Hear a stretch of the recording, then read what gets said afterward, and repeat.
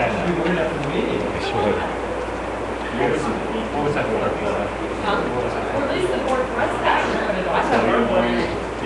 No, I saw. Why was it there? Let's take the years you got.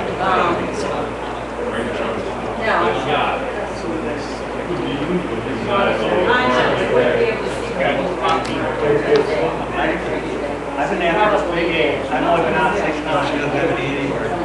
Every time he's in town, I've seen him 3 times. Same spot, like Walker, 58 yards out. I'm on a tree line. He comes out 58 yards out. Right past, I just watch him go. My neighbor across the street, Steve, living down, he's driving down the road and this deer jumped over his car. And then the leg hit the car and it kind of declared and I can't get up. He said the thing was just down, so I mean, he just took it to make sure he had it. He said it wasn't even I feel careful. Yeah. He's calling into the state, you know, I think what you're always saying, got one. You can't say much, just how you know. On paper. What? We're going to get into your evaluation. You can't leave off way. Yeah. He said it. Okay, we all want to rise for the pledge of allegiance, please. Did you finish that here? Yeah. I pledge allegiance to the flag of the United States of America and to the republic for which it stands, one nation, under God, indivisible, with liberty and justice for all. We can have anybody sign in that wants to speak. So, roll call. Pop, here. Whittlesey, Gum, Here. Pusateri, Burchett. Call the meeting to order. Under President's report, I have a couple things. I want to thank Tracy and the whole elementary staff and the cafeteria workers, the custodians. It was a busy day today. We had Grandparents' Day, and it went. I think this was the smoothest one I've ever, and I've seen a lot of them. I think this is about the smoothest one we ever had. And luckily, the rain held off, so that was even better. But it went really well, and the volunteers did a great job. The grandparents were all, of course, smiling, but they didn't seem too lost. We didn't lose any of them, I don't think. I think we covered all of them. So I want to thank, I know that's a huge effort, but it is a huge thing for the school. Not too many other schools do that, so that's a big. Bruce was there, so she got to be in the middle of it all today. So it was pretty interesting, but thank you for all that you guys do. And I know it was a little rough on the custodians this weekend between having that today and then homecoming this weekend. Maybe we should try not to do that again, have it on the same weekend. But I'm sure they're still going to be running until Saturday night. So anyway, we appreciate all the work everybody does on that. A couple other things. There have been a few things in the newspaper lately, and I just want to clear up a couple of the rumors that are in the newspaper that are definitely not true.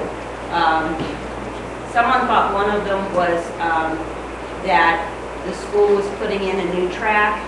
We have no money to do anything else, but we're putting a new track in. Well, we're not. The Athletic Boosters has made that their project that they're working on for the next however many years until they get one. But that is an Athletic Boosters program. That is their project. They are working on it. They're working hard on it. And if they do it, thank heavens they're doing it, because they also provide all our uniforms for us, which is wonderful too, because that would be another expense we would have if they did. So that is not true.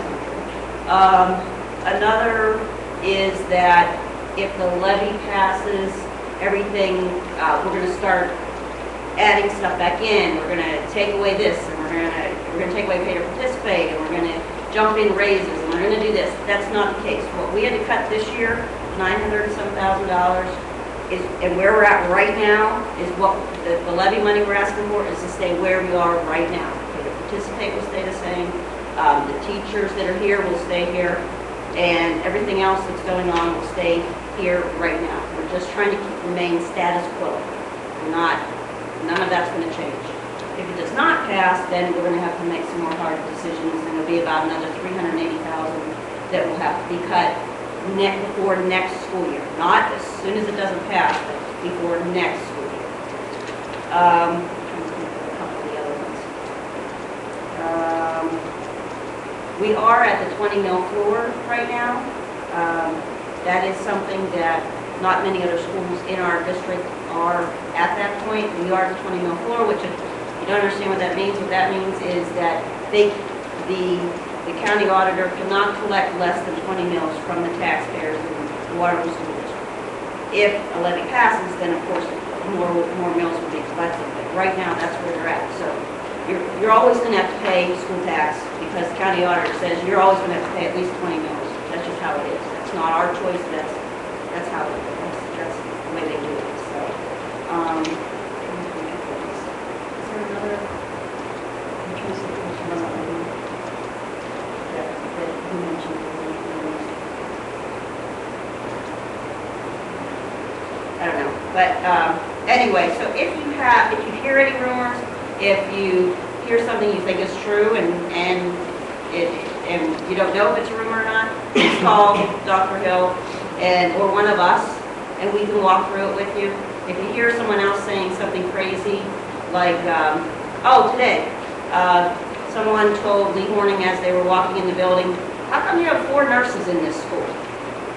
Well, if we do, they're not paid by us, so, but it's nice that we have extra backup, but we have 1 nurse, and she covers elementary all the way through the high school.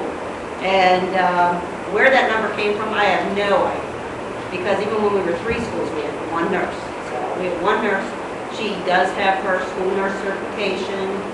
That's old news, but she does have that, so that was another thing that came up. Just some crazy rumors, but we also will not, I don't believe we're having another levy committee meeting, but if anybody wants to help out, we're all involved. That's all I have under my Superintendent. Just have some updates I wanted to briefly give tonight on some different things that are happening. Just make sure you're aware here. First, the key communicator group, we spoke about that a number of times last year as we were leading up to it. The goal of that group is to bring people in here that are interested to learn about different aspects of the district over the course of 6 months. There's 6 different meetings. They're an hour and a half each, once a month. And we focused on different things. Last month we got this started. We had five community members that came. We focused on curriculum instruction and assessment. This month we're meeting on Tuesday the 25th of October, 7 o'clock right in this room. And the topic that evening will be finances. The principals joined me for that first meeting. This next one, Todd will be joining because of the area that we're talking about, his area of expertise. We are still taking people for that, so if you know of anybody that's interested in reaching out to some area business owners too, to see if we can get them to be part of this. But what we want to do is try to build our base, grow our base of people that know the facts of what's happening here, so that when they hear things like you're talking about today, they can help direct people in the right place, talk to their family and friends about and acquaintances about what's going on here in the district. Grade Link, we started that program on September 20th. That's the online grade program we put into our 5-year plan to get started, and we talked about previously. So I want to thank our teachers, our technology department, Matt and Pete. I think Peter Negron is the one who's pretty much our troubleshooter for that program. He's been pretty busy with phone calls and emails, getting people situated. But I think all in all, that program so far has gone well from what I understand. And, we're happy to have that. We think that's just another way that we can reach out and communicate with parents about how our students are doing to help monitor their progress. Waiver Day, we had our first of the 2. Back in July, I believe it was, you would have recommended and you approved for these waiver days. And our first one was held on September 19th and focused, the bulk of the day, focused on child abuse prevention, recognition, and dating violence, which are things that our district has to provide in service to our staff on every 5 years. It used to be that it was just grades 7 through 12, I believe. Now, grades 1 through 6. Now, all grades, K through 12, have to go through the child abuse recognition and prevention. Grades, our middle school through high school has to do the dating violence. So we were able to put all of that into that day with what had happened. And then there was some other initiatives that went on in the elementary school with their improvement plan for their school academically, and a few other things, some great link work and some other stuff on getting people used to Google, which we've changed over to. So it was a very good day. We have our second day scheduled for Friday, February 17th. So we'll be working with our principals and department chairs to get that schedule set up as we get closer to that date. Graduation calculation. Last meeting I shared when we went over our state report card that they were going to begin to use a new graduation calculation method starting next school year. But they put how that calculation equated to this current year's on the current report card just to show.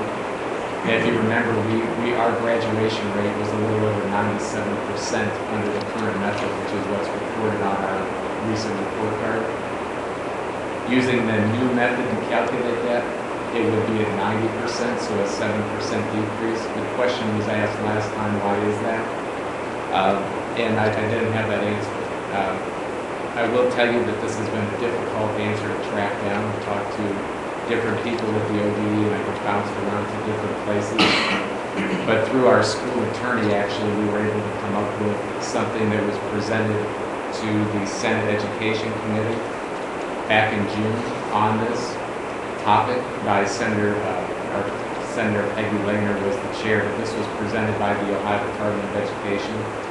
And it appears that the major difference is this, that the current way that they calculate graduation is they take the total number of graduates divided by the total number of 12th grade students that year. Under this new method that will begin being reported next year, that's supposed to be aligned with what these other states are doing, so it's kind of a nationally aligned model. They will be taking the total number of graduates divided by the number of freshmen that started in that cohort 4 years earlier. So that's how they're going to be calculating this. That's the big change, and that's why there's such a big difference. Like I mentioned last time, I've heard of districts, and I don't have any examples, but I've heard of districts, some urban ones, that it's like a 40% decrease in what was reported under this new one versus, or the old one versus this new method that will start this next year. What if we have a student who moves? If we Graduate somewhere else? that's supposed to be accounted for underneath, the way that I understand this, and again, I could not get clear guidance. There's a lady at the ODE that supposedly is the expert on this, and I left a few voicemails and never heard back from her. But the way that I understand it is that they calculate those things out. They're saying in here, if you see this, they say that due to the level of sophistication within Ohio's statewide data system and the number of improvements made over the year, they're able to use that data to determine this more precise graduation calculation. So my understanding is all of that is supposed to somehow be calculated in there. I mean, we do that test. Yeah. In other words, if a student leaves this school, you check to see if they're enrolled, right? Yes. Somewhere else. Yes. At that time, we take them on list of students. So what's the difference? This makes absolutely no sense whatsoever. If something political behind this, it makes absolutely no sense whatsoever. Yeah, that is the best explanation I can come up with right now. If I do get more clarification on that point, I will share it. I've been trying to do that. I actually went and did some research on this and pulled up there's like a 12-page document on how you currently calculate it, and then very little guidance on this new one. And there was a bunch of algebraic equations and different symbols and everything else, and I didn't understand it. And so I did reading through it. There was also something that I read that's not mentioned in here, but it said that the current method allows those students that withdraw but return to be calculated back in. And under this new method, it does not. And it also talked about special What they ed. had said was that they didn't graduate in 4 years. Now that I can understand. The fact that they're going to take the number of freshman students one you might even end up graduating more than when you had that freshman year. You might have some kids move in and you might actually graduate quicker. So, I mean, I'm not saying that. I understand. But it's, what we need is just to be absolutely ridiculous. It's absolutely If I do get some more answers, I would definitely pass it on, but and that'll be in effect starting next school, or actually starting this current school year, but indicated on our next report card. It is true, I'd be interested to see, I mean, I think it would be pretty easy to have like 104% graduation rate. Yeah. As it's supposed to be more stringent, so it'll be interesting to see what transpires. I think we should write letters to the state and tell them, we'll figure it out ourselves. You guys fire those 25 people that you're hiring to do this, you give us the money. I think that's a They, great idea. if you remember too, that chart that I showed you on that report card, it's also now required that graduation rate gets reported for each subgroup, just like AYP is done with for us, that's economically disadvantaged and special education. So now they'll be reporting out on those subgroups too within the graduation percentage. Board policies, just a brief mention on this. Board policies are now online, all of them. As we update, like tonight we have 4. Once those are officially approved, if they're approved, we will get those up and substitute out for the ones that are currently on there. To get to those, you go to our homepage for the district, and then on the left-hand side, you click on the Board of Education tab. And when you get to the Board of Education page, right in the center, right below where it lists each of you, there's it's in red and it says Board of Education Policies. You click on that and it takes you to a screen where everything is. And they're all individually listed in individual PDFs, so you can see them all, and then you click on the one you want to see and it pulls up however long that particular policy is. We still keep our copies. You can do that, but we will make sure that the website is up to date and current. We have a binder over in the board office that we're making sure is kept up to date and current too, plus you have what we're giving you. So, but if there's ever a question of where our current policies are, online is the place to look. That's been a process, it's been a while in the making to make this happen. And, ultimately, I want to thank Matt Dockery for being able to take care of this and we can get it done. So,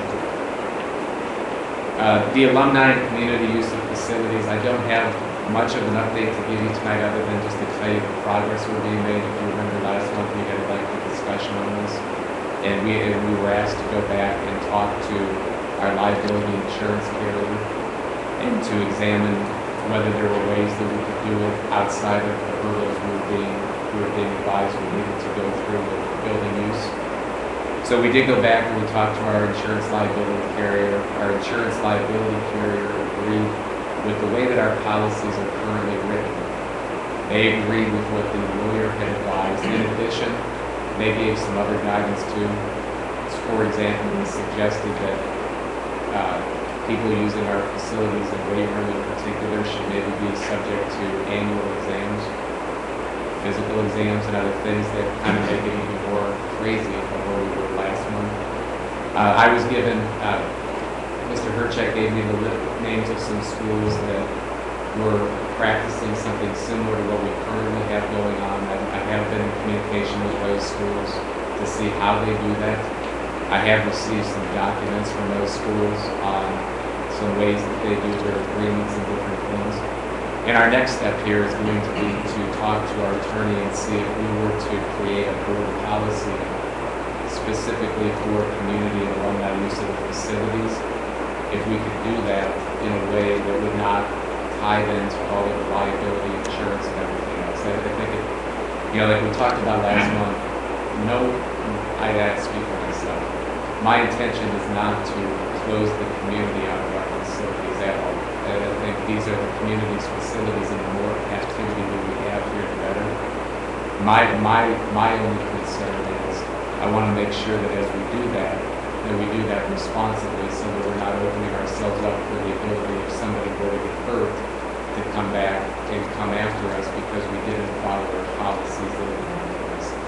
So we're trying to figure out how we can work with that to be able to do what I think it is we'd like to do, which is allow, under proper ways, our community and alumni to use the facility. So I'll continue to report back to you on that.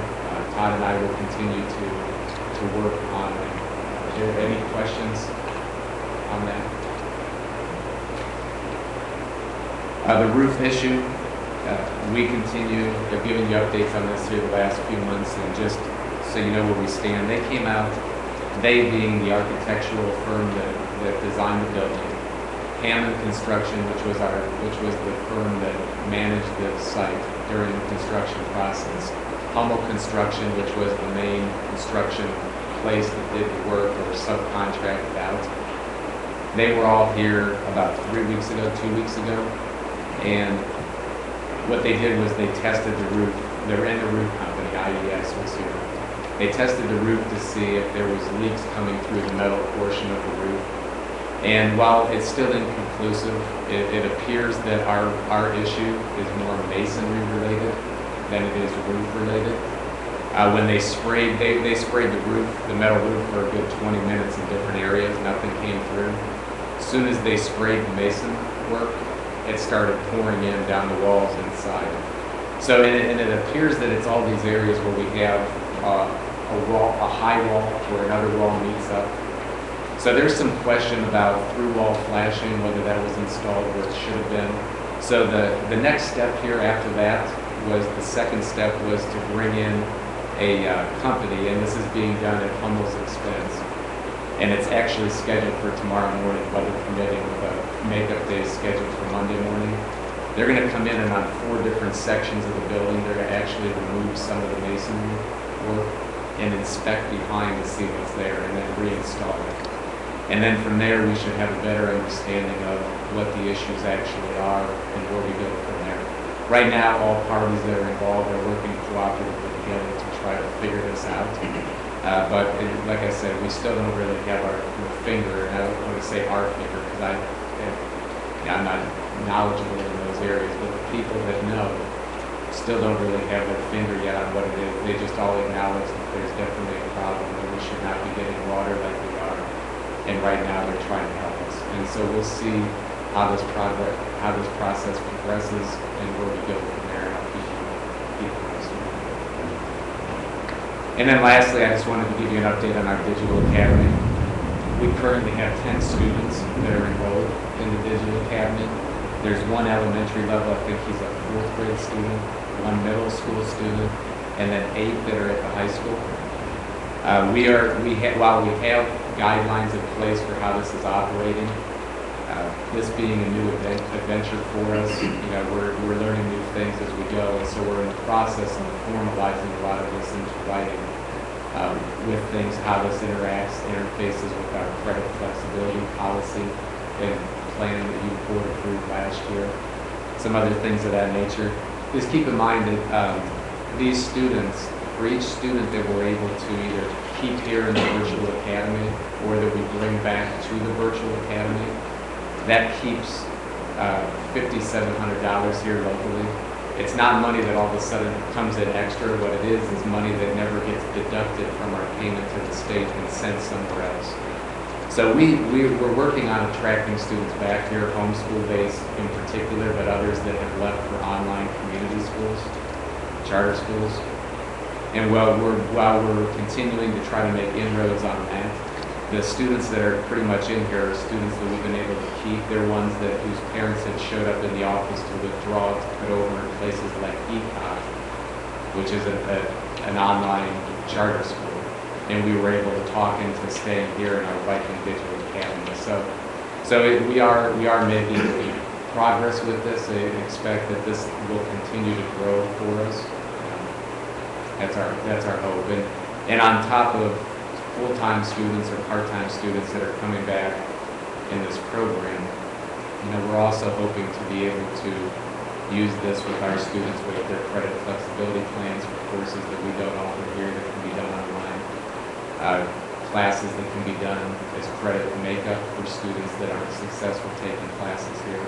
In those particular situations, the cost of those classes would be on the student and their parent to cover the cost of. So there's a lot of different uses for this. And the other thing I'll mention is we've been trying to, as much as we can, use our local teachers so that rather than pay our provider that we use ACE for the teacher service, we're paying our teacher for that because that's above and beyond something they're doing outside of the day. So the equivalent amount of money that we would have paid to ACE is going to our teacher, but we think that that's a very distinct advantage because that provides an opportunity not only where the students that are interacting online, but if there's trouble, the teachers are right here. They can come in and set up a time to meet with the teachers too. So we're in our infancy, but it's up and it's running, and the reports so far are good.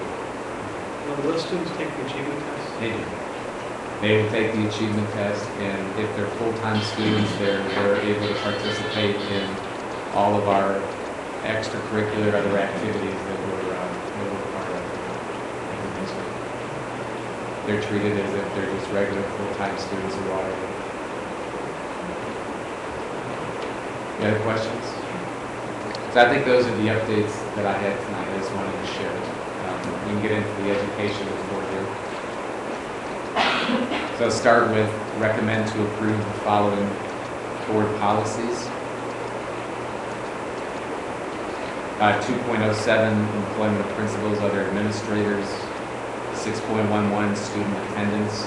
8.15, lending of district equipment. And 10.07, smoke-free schools.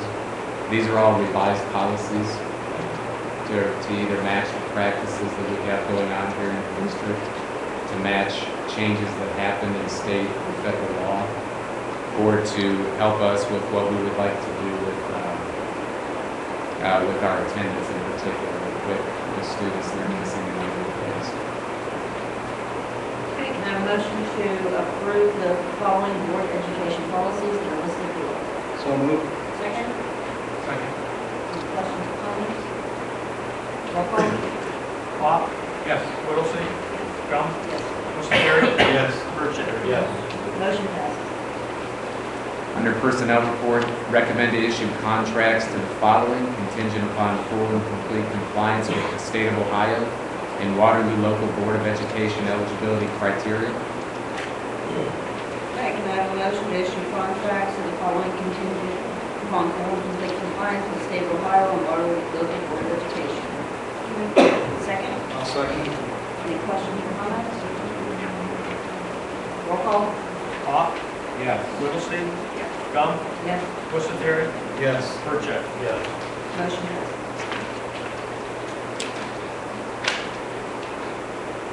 Next, recommend to approve Lee Kackner Jr. as a district volunteer. Just a word on this. Those of you that know Lee know that his area that he works in is the pastor of Life Point Church down the street. He approached and asked if he could become a volunteer here and work just to kind of be around and be there. I think his interest in this started last spring when we had our unfortunate situation at the end of the year with our high school student. And as part of our crisis response plan, we called in the area ministers to come in here and talk to students and just be there for them.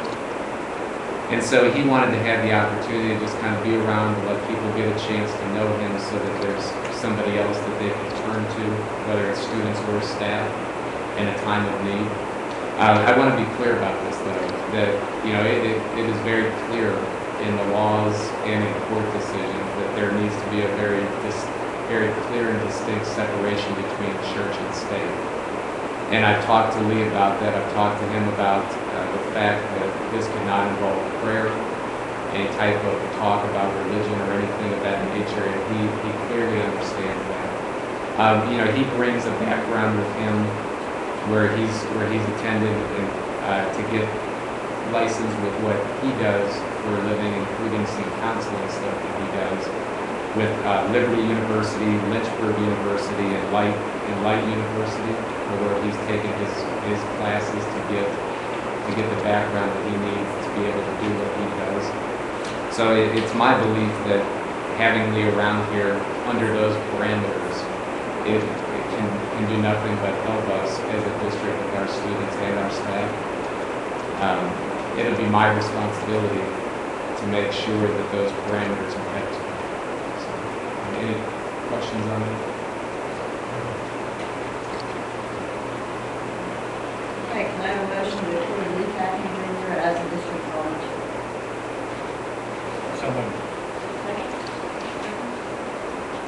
Any questions?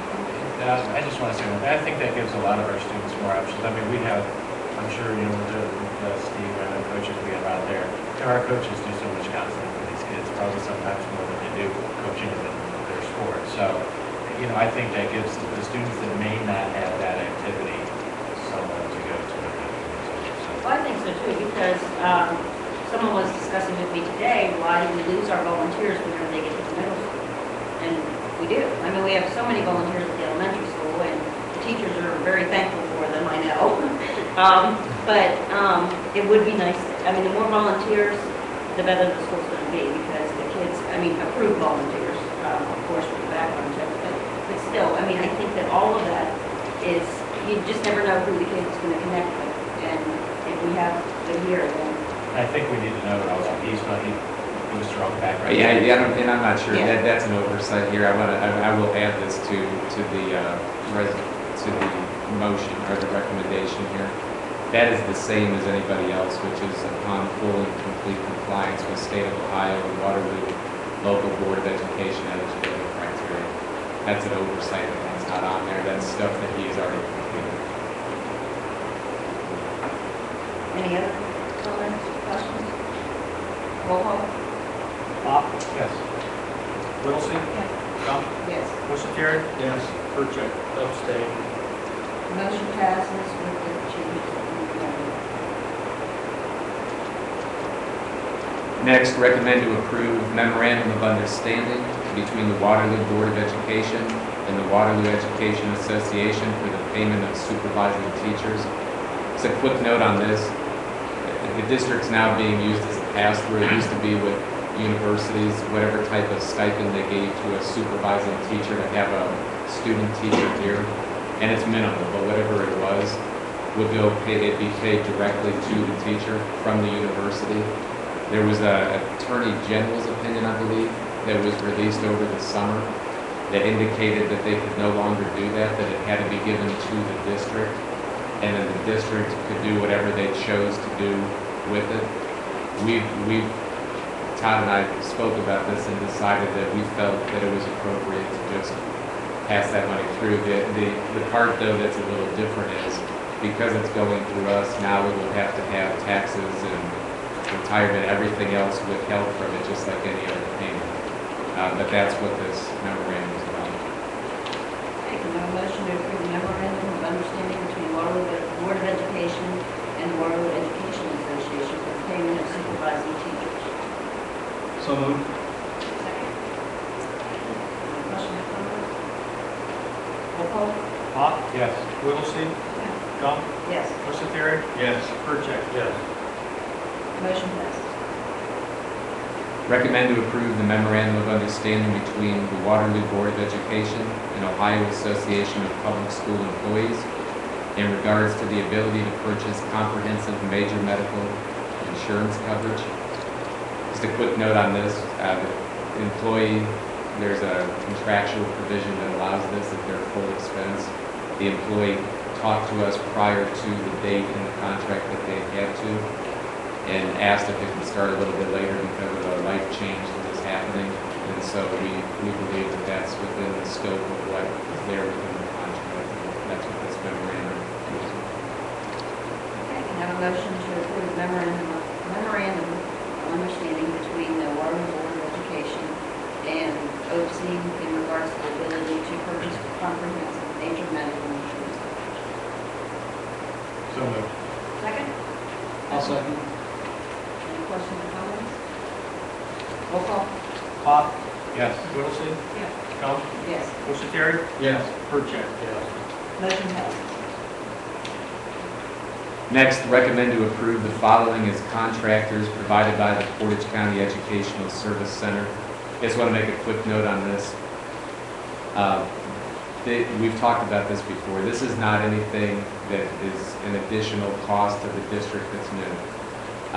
Our attendance officer had mentioned here before in meetings that the county takes, I believe it's somewhere between $4,000 and $5,000 for the year from our district that we don't have a choice with, that has to be used for attendance purposes.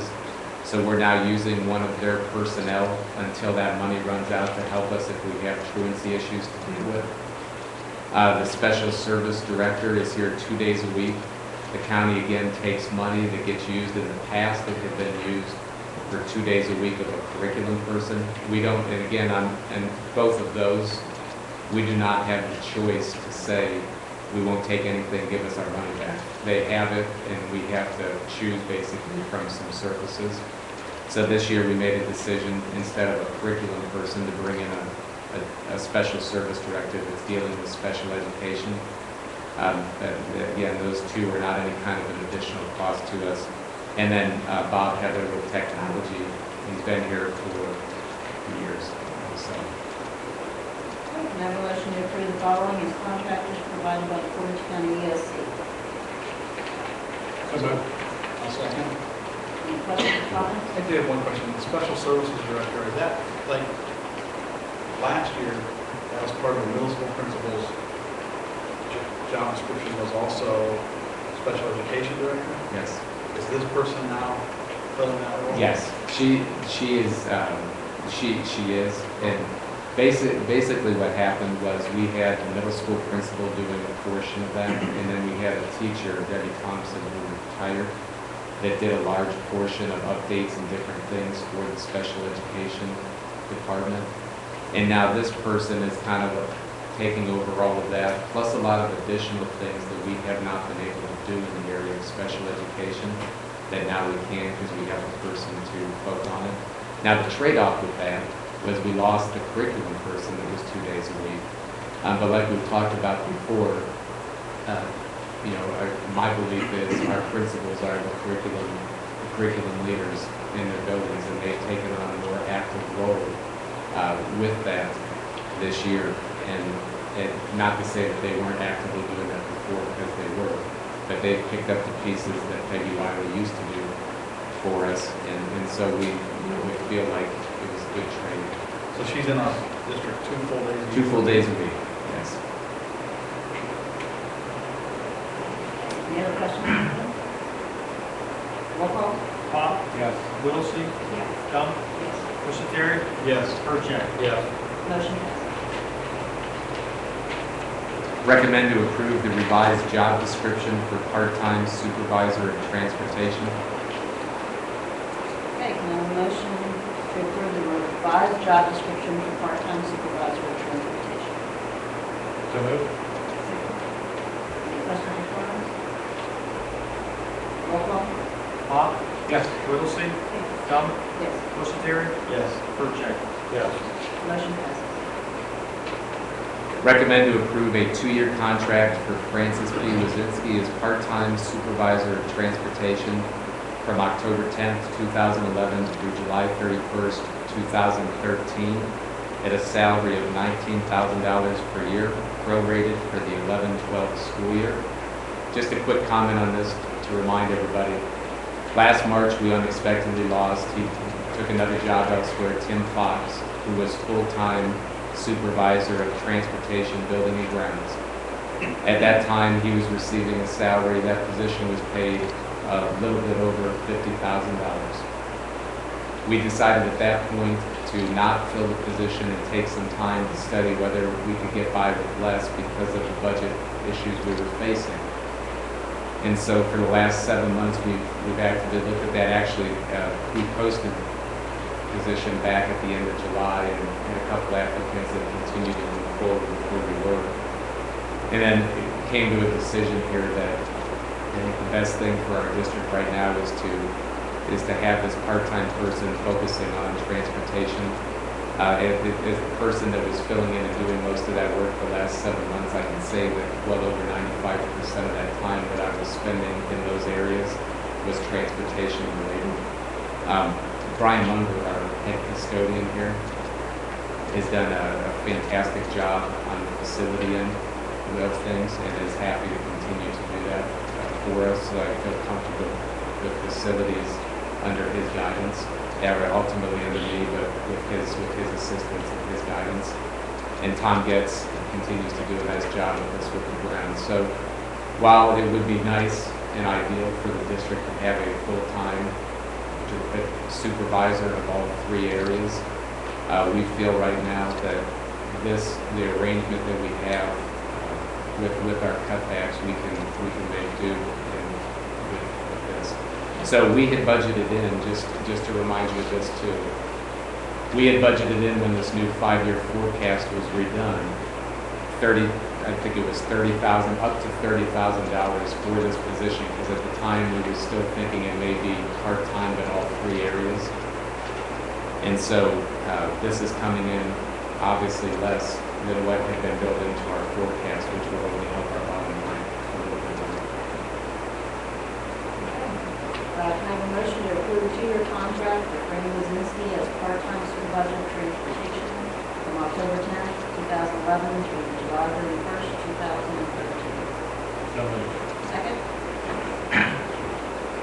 Any questions or comments? Yeah, I just, this is something that Dr. Hill has talked to all of us about. I know I've had a lot of conversations with him. This was a tough one because we have that levy that's coming up.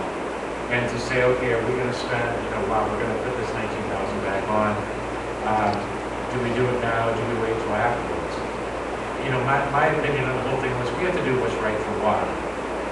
Dr. Hill has done a phenomenal job in this district at his superintendent's duties and responsibilities. He already puts in, I know every time I call here, he's still here. He puts in so many hours. The transportation job takes a lot of time, a lot of phone calls. I mean, it's a huge amount of time that goes with that. And I know I had said I pushed on along and I said I don't really want you doing that. That's not what you're here for. And this is still a huge savings over what we had before, and still being able to get. And he's still doing a lot of those responsibilities that were still part of the previous job. So that's really what it all came down to. What was the best for Roger? Does anybody else have any other questions or comments? I did have one question. What's the hours? Yeah, it's 5 hours.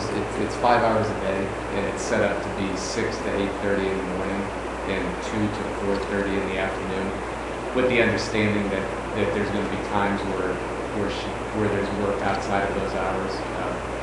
A lot of that work outside of those hours is substitute calls, people calling off, dealing with that. She'll also be assisting with helping out in the mornings where we have bad weather and driving roads to determine whether or not we're going to have school or not. Probably don't want kids to go. She'll get candy every day. I just said, I want to thank you for doing this up until this point. I know every time I said, did you get someone yet? He said, I got it. I kept saying, no, don't want that. So I think Raymond did a great job. All the bus drivers know her. Does it make us one less bus drivers? It does, but we actually, yeah, it does. At the end of the day, it does. We're still So you're getting struggling. your CDL then? We're still struggling in that area. We actually just got approved through the state yesterday, a new sub driver that started today. So we're continuing. We have another one that's in training, but nonetheless, we continue to work. We're regularly pulling custodians that have their CDL and are trained to drive. And Fran was even out on the road today driving because we were short. So we're making do. We've been able to get everything to work. And I will say this too.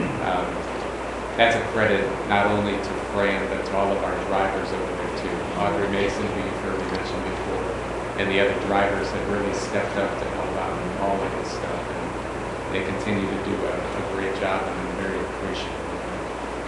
I think it's worth mentioning that one of the reasons we're having problems keeping drivers and getting drivers is because of a year ago when we cut back to one run, we went from an average day of 5 hours to how many hours now? To an average 3 hours. So the bus drivers are only getting paid for 3 hours a day. And when you look at the rate, it doesn't take rocket scientists to figure out that's just not very much money. and it's hard to keep them. I mean, you know, so that's just a unfortunate casualty of both times in the budget situation that we're in. So,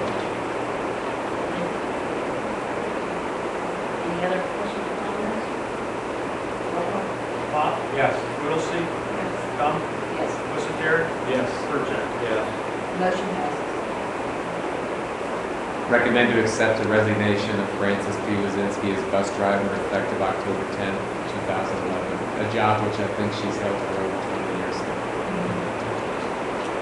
Okay, can I have a motion to accept the resignation of Brandon Zinsky as bus driver effective October 10th, 2011? So moved. Second.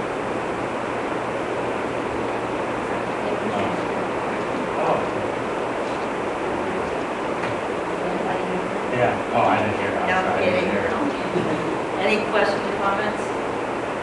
She is one of our senior bus drivers, so we're glad we're not losing her, we're just putting her somewhere else. Roll call? Pop, Yes. Whittlesey, Gump, Yes. Wassenberg, Yes. Surratt. Yes. Motion passes. Under operations, recommend to approve the agreement for athletic trainer services with Robinson Memorial Hospital for the 2011-12 school year.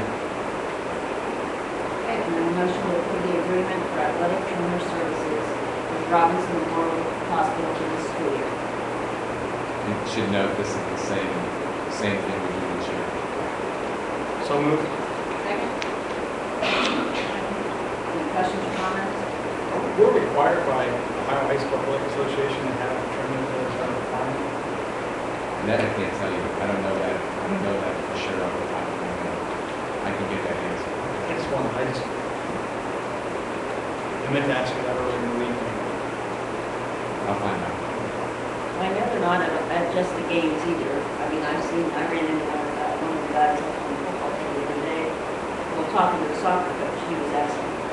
So, I mean, they're here not just at the games, they're checking on us throughout the week. And they're making sure. Roll call? Pop, Yes. Whittlesey, Yes. Gump, Yes. Wassenberg, Yes. Surratt. Yes. Motion passes. Recommend to approve the agreement with Cleveland Sight Center to provide services to visually impaired students in the Waterloo Local School District for the 11-12 school year.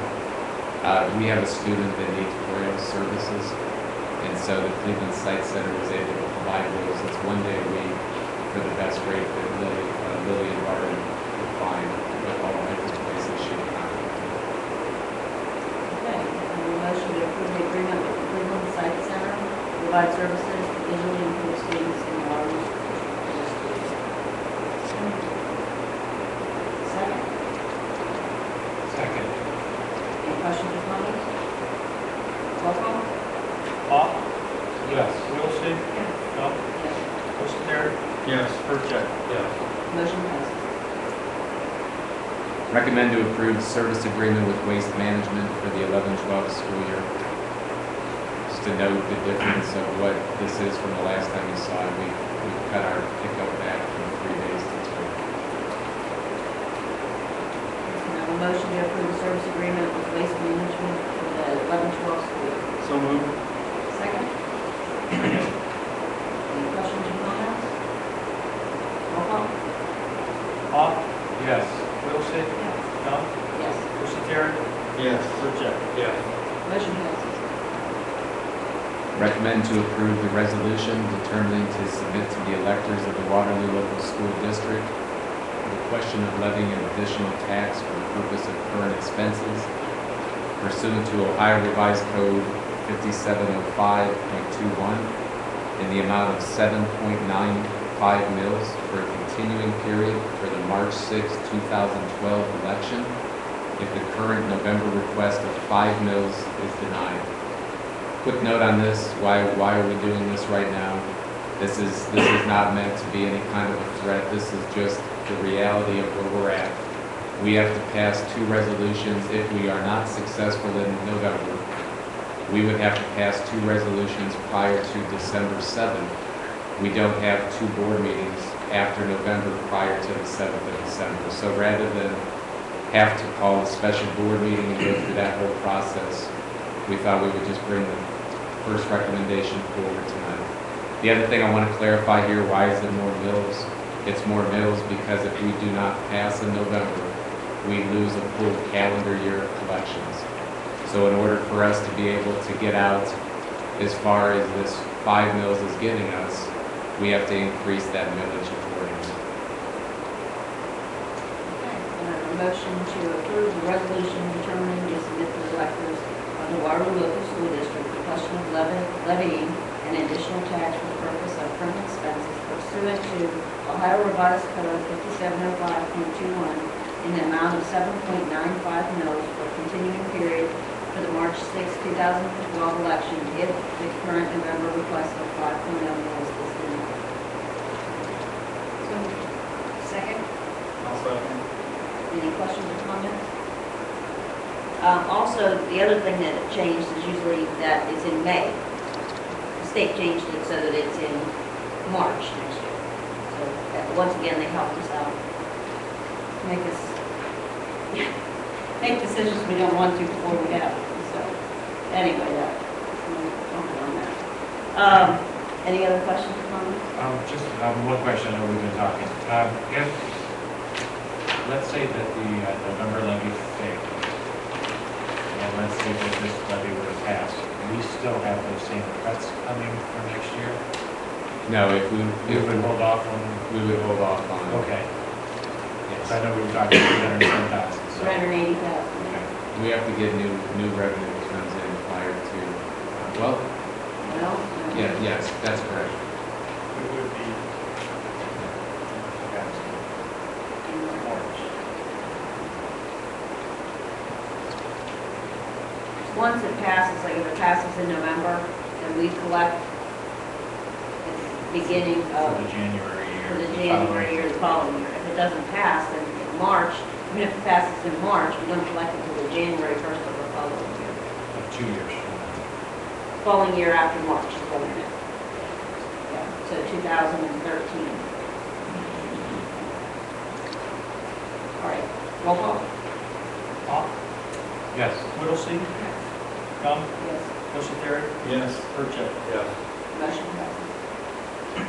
Recommend to approve J&L Excavating for snow removal and salt spreading for the 11-12 school year. If you remember, I think it was the September meeting, we talked about we're going to be doing the bids. So we did go through the bid process, and J&L came in as the lowest reasonable bid. So we have used them as the last 2 years, and been happy with their work too. So we're bringing forward again. Okay, can I have a motion to approve J&L Excavating for snow removal and salt spreading for the 2011-12 school year? So moved. Second, Second. any questions or comments? Is this a current contract then? Yes. Okay, it's still the same. Any other questions or comments? Only thing I would say, is we may want to look at the trigger depth. For how many, how much snowfall we have to have before what triggers them. There's 1 inch. It's 1 inch. So to do it, I don't know if that's, maybe if it gets much higher than that, it's just going to push it.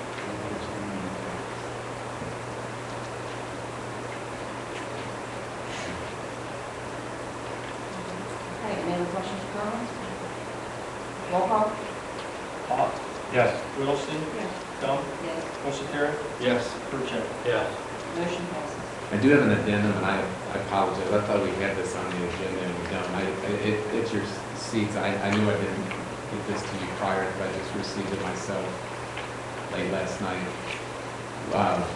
We have a situation with our preschool that's based here, where there's a certain ratio of special needs preschool students that are part of our district, and then typical students, and they have a number of students that are allowed in there. We have a situation where we have one space left, and we have twins that we need to bring in.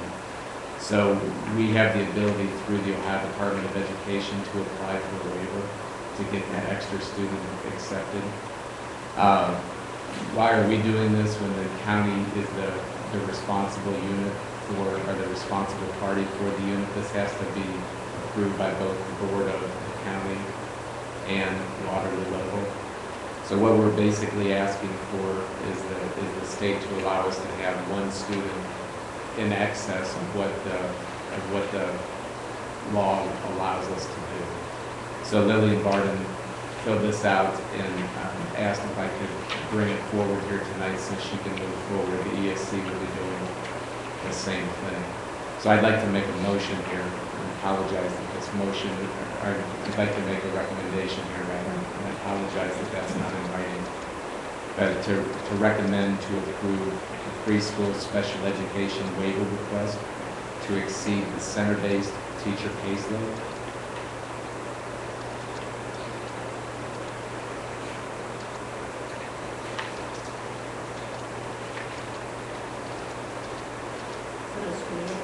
Just for the 11-12 school year, correct? We should have that on the top. Okay, can I have a motion to approve the preschool special ed waiver to exceed the center-based caseload for the 2011-2012 school year? Second? Second.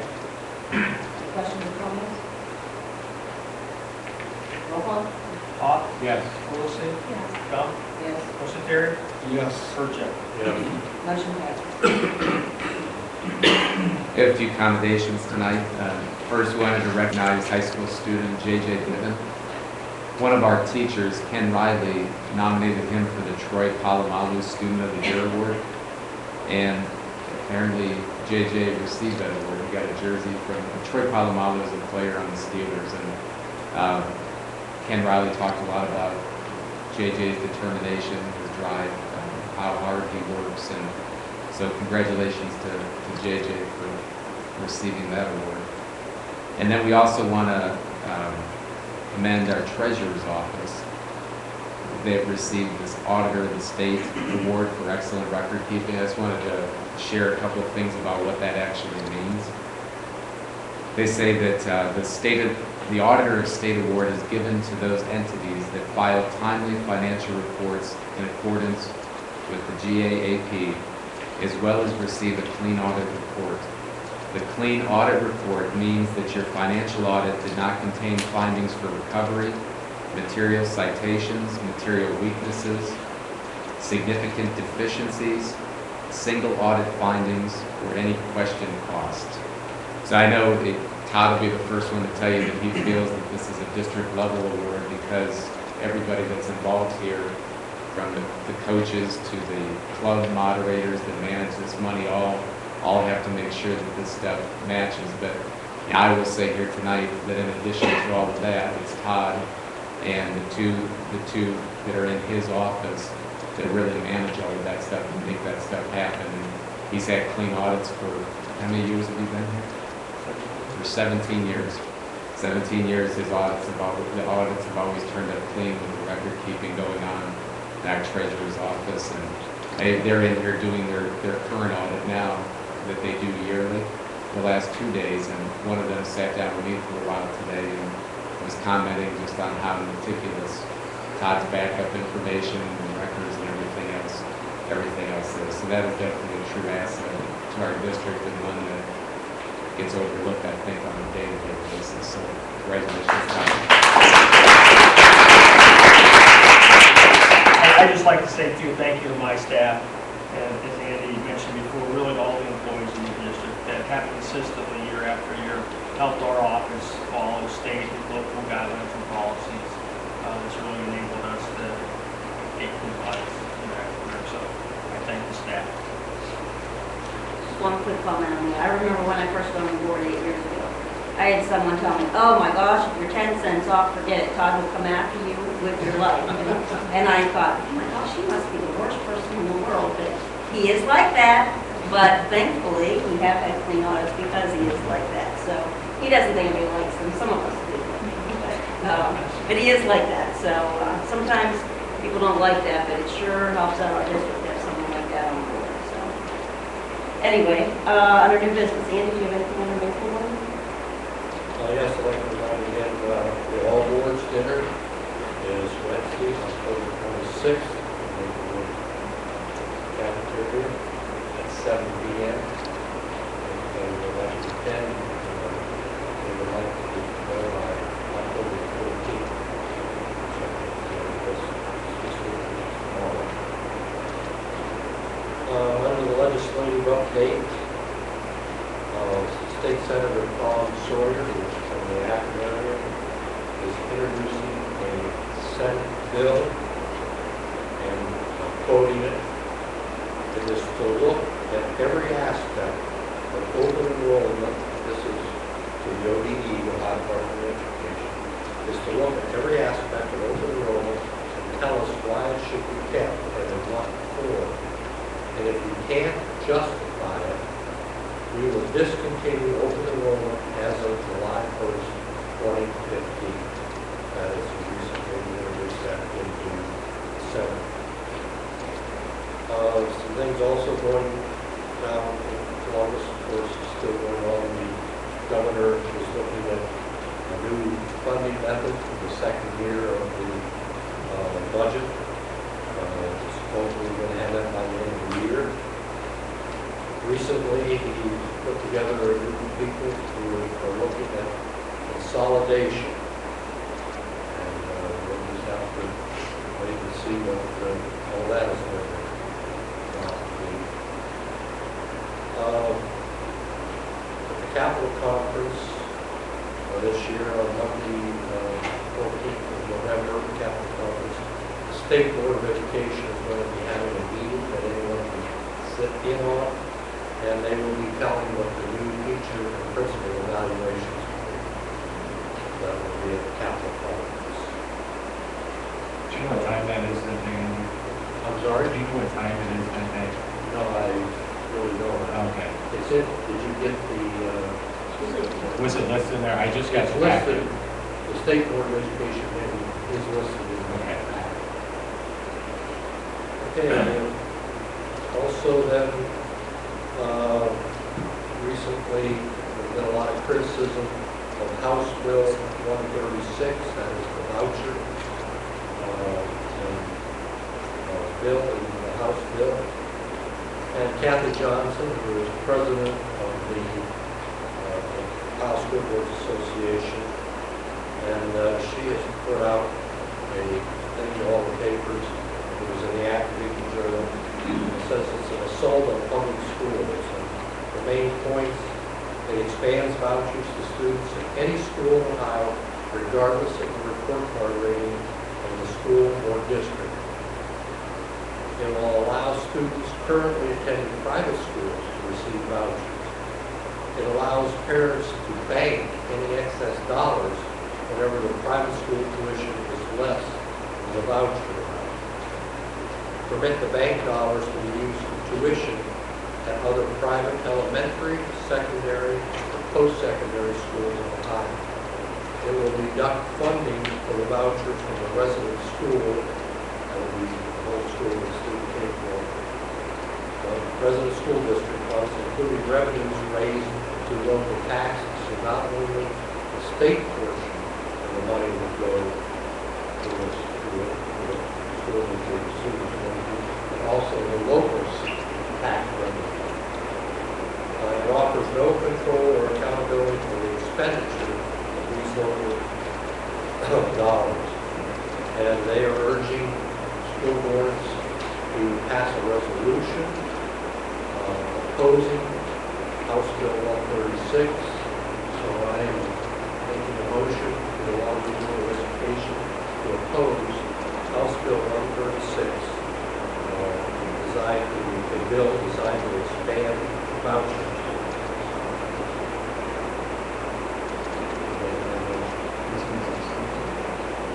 He's making a motion, we need a second.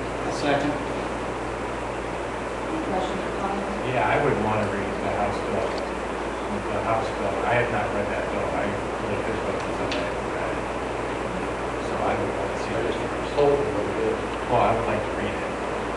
Well, I'm making a motion for the resolution of Waterloo Education oppose House Bill 136. Now, just a couple comments that kind of pertain to 136, but also just in general about the voucher programs that are currently in place.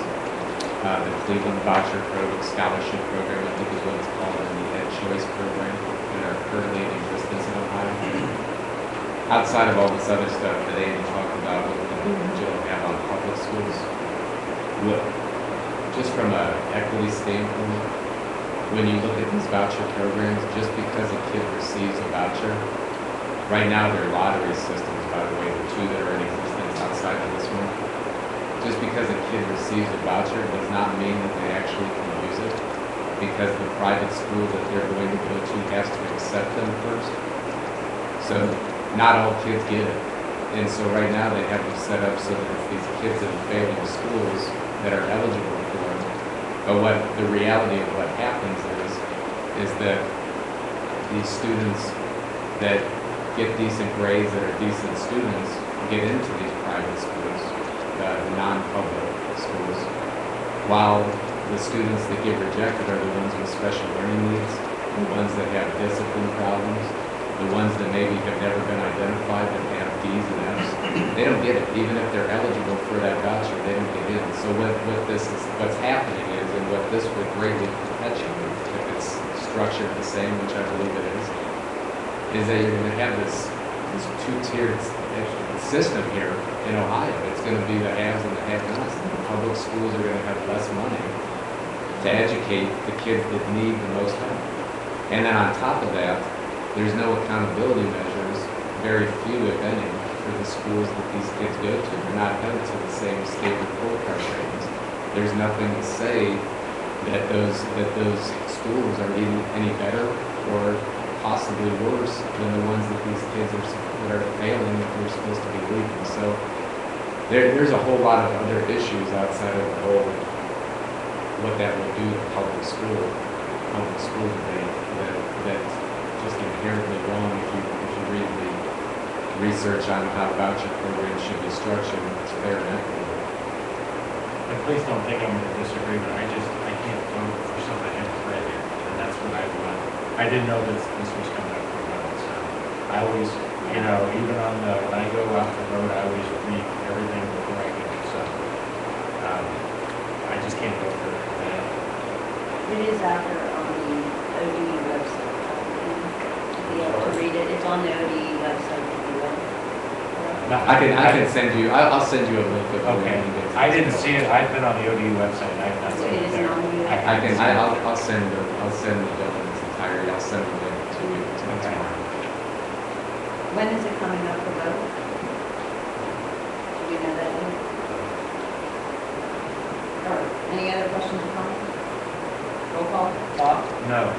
Whittlesey? Yeah. Gump? Yes. Motion carried. Yes. Percheck? Yes. Motion passes. Anything else? Under legislative? No. All right, anything under other business?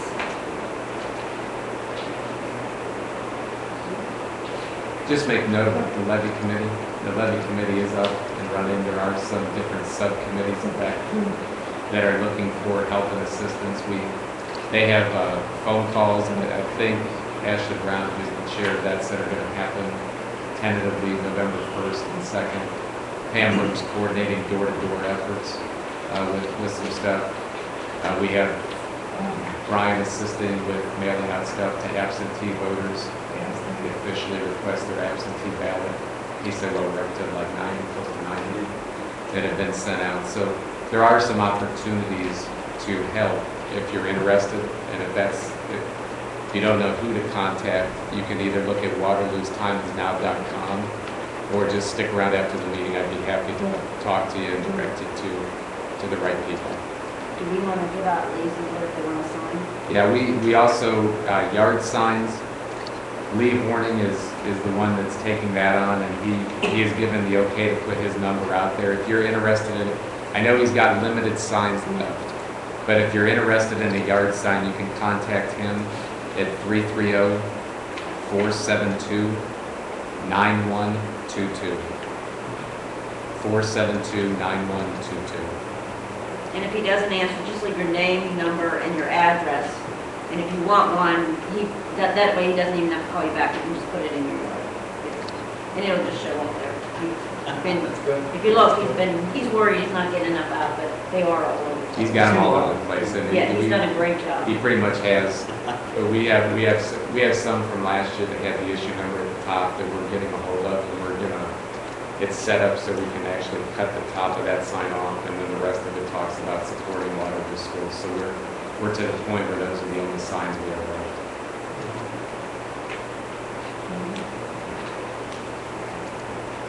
Pam, do you know when you're going to be doing the door-to-door?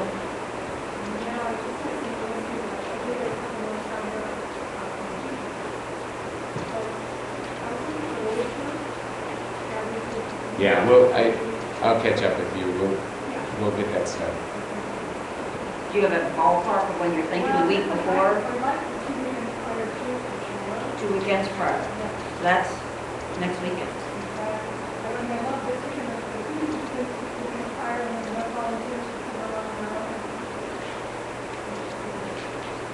By the way, Randolph Community is having candidates for Okay. So let me kind of have somebody look. I'm sure we will. We haven't heard that yet. What I think time? last year they contacted us. 7 o'clock?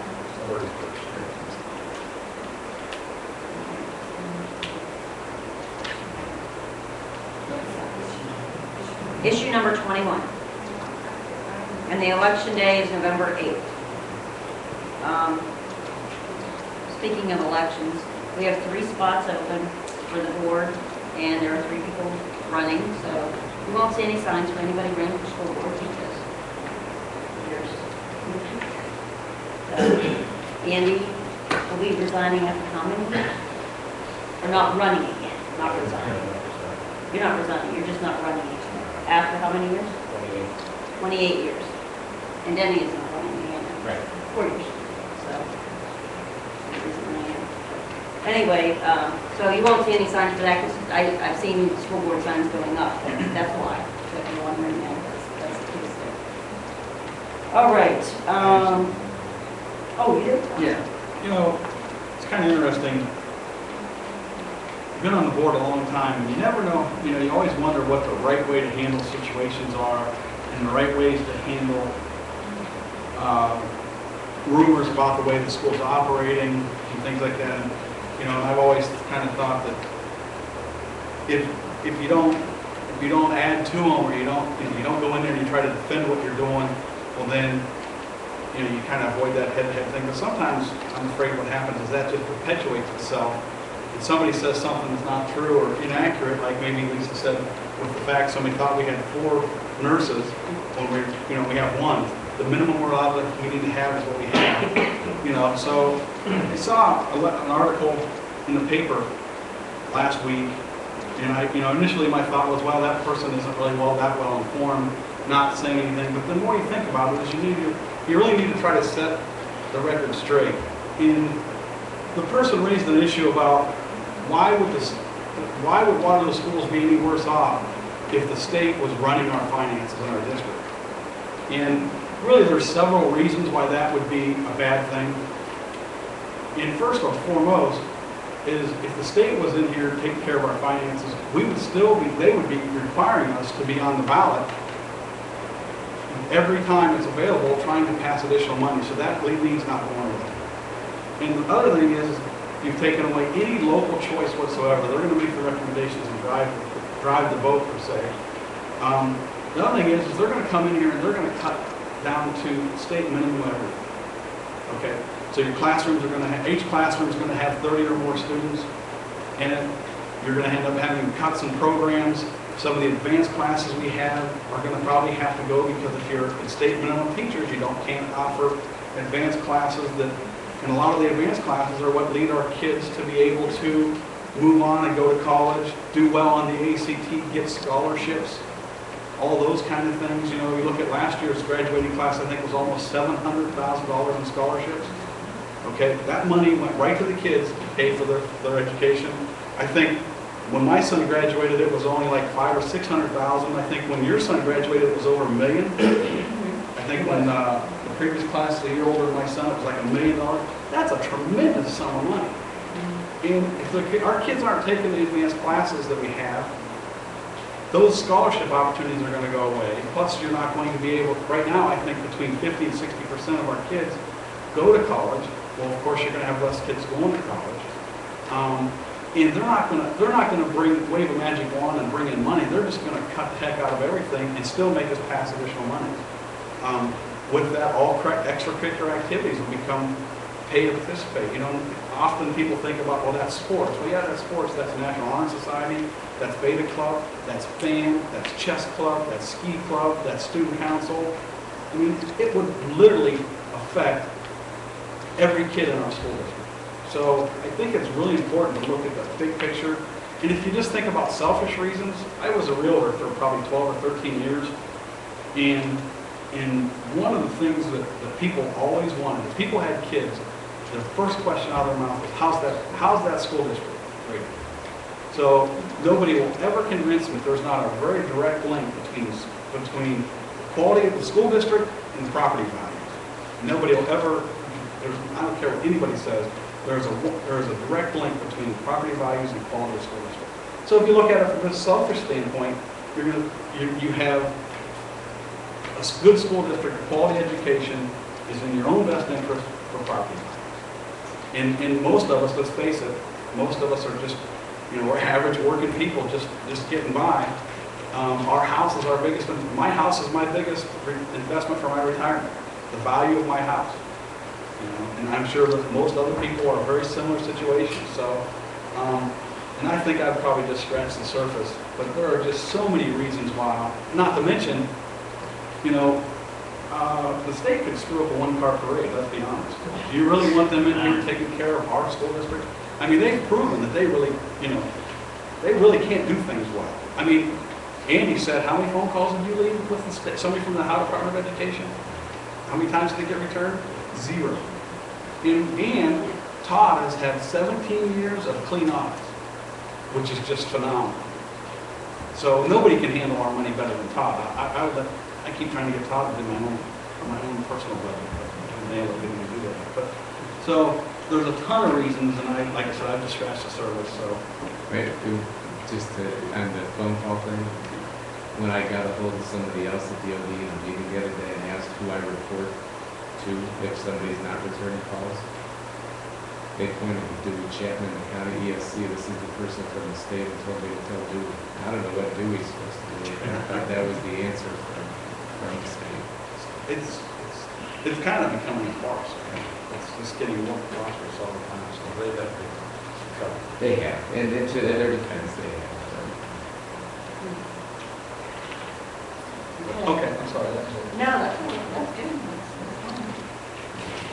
Any other business? Anybody else?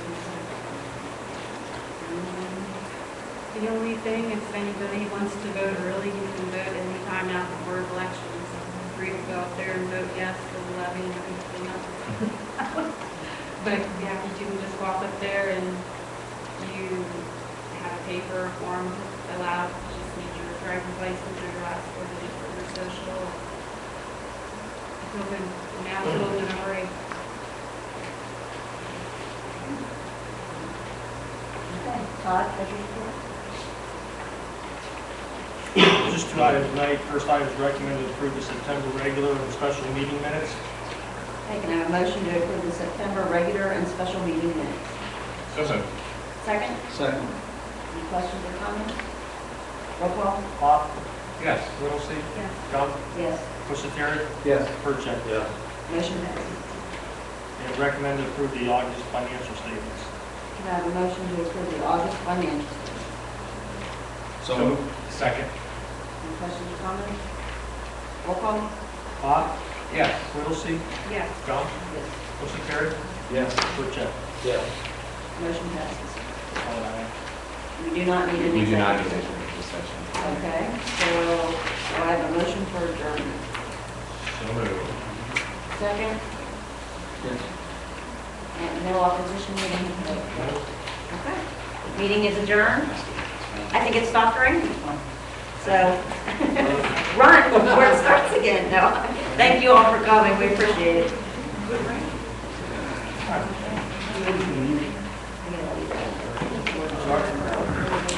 Yes, Tyler, yes. Nice to meet you.